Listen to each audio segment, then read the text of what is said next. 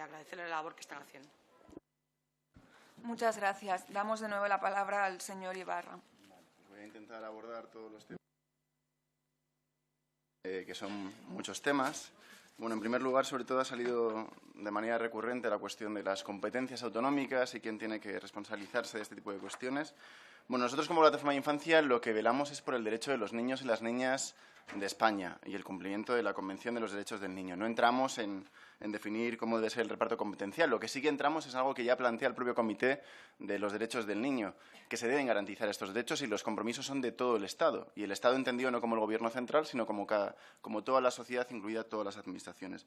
Lo que no podemos caer es en entender que por un reparto competencial no se garanticen los derechos de todos los niños y las niñas en España o que los derechos que disfruten los niños sean distintos dependiendo del lugar de donde vivan y se produzca una discriminación.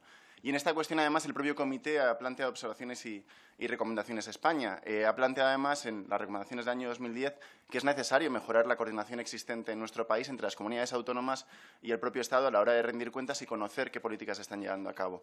Se ha valorado la existencia de algunos órganos, como es el Observatorio de Infancia o consejos interministeriales y otra serie de organismos que se han intentado plantear para la mejora de la coordinación de las políticas, pero que queda mucho por mejorar en este sentido y es una recomendación que hace el Comité a España en su conjunto y, por tanto, yo creo que es una cuestión que claramente debemos abordar para garantizar que ningún niño, independientemente de dónde esté viviendo, vea que no puede desarrollar sus derechos, ¿no? Sin entrar en más materias en las que, para nosotros, por lo menos, esos derechos deben estar garantizados. Y luego, ya que si cada comunidad autónoma quiere mejorar o complementar una serie de cuestiones mínimas, en eso nosotros no llegamos a entrar o valorar.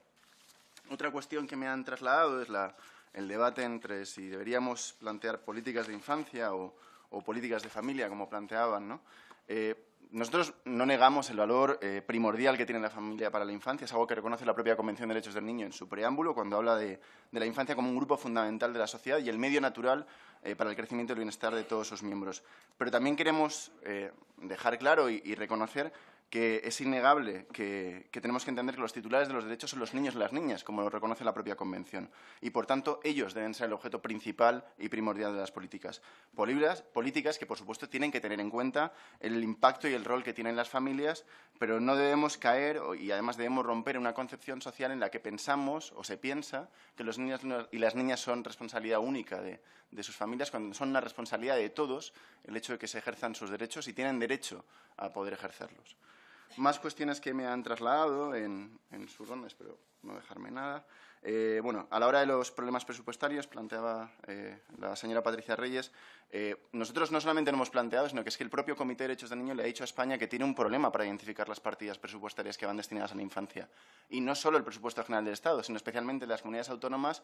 De hecho, hay un estudio muy interesante que realizó otra de nuestras entidades miembros, UNICEF, con la Fundación Tomillo, en el que planteaba la dificultad para detectar algunas de las partidas que van destinadas a la infancia o qué partidas muy generales iban directamente a niños y niñas, ¿no? Es una realidad que, además, la observación general número 19 que ha hecho recientemente el Comité sobre presupuestos públicos y sobre inversión en infancia plantea esto. ¿Cómo se pueden mejorar los presupuestos para que podamos identificar las partidas? Porque si no es imposible poder mejorar la situación que están viviendo los niños y las niñas si no podemos identificar estas cuestiones. En relación al pacto, me han planteado cómo podríamos abordarlo y qué tipo de referencia podríamos tener. Nosotros hemos planteado desde el inicio un pacto con estos 4 pilares que plantea en cuestiones de inversión, pero no hemos querido concretar demasiado las cuestiones porque entendemos que tiene que ser fruto de un debate abierto entre los grupos parlamentarios, el propio Gobierno y las propias organizaciones de infancia y los niños y niñas. Creemos que es fundamental que se abra este debate. Sí que nos parece que parte de este pacto debería, al ser de ámbito estatal, garantizar aquellas partidas para la promoción social de los niños y niñas que existen, habría que mejorarlas para garantizar unos mínimos que deberíamos acordar, unos mínimos que ya está planteando el Comité en sus recomendaciones en temas de inversión. Para nosotros es capital la mejora de la inversión y lo que creemos que es lógico es pedir la media de la Unión Europea en nivel de porcentaje de nuestros presupuestos y, por supuesto, habrá que tener como referencia otros pactos existentes. El pacto, por ejemplo, que se realizó en Cataluña, que fue en este caso iniciativa del Gobierno, pero que hubo elementos de control, de seguimiento, de ejecución por parte de las organizaciones de infancia.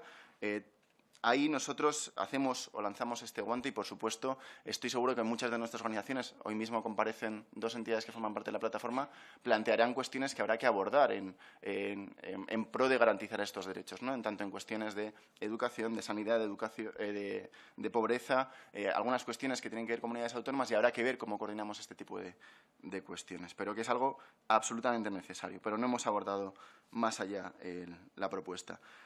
En temas de violencia, sí que planteábamos también cuáles eran las principales medidas, o algunos de ustedes han planteado algunos temas que se están abordando, como el acoso escolar o el tema del bullying. Para nosotros el problema es no plantear soluciones parciales o tematizadas.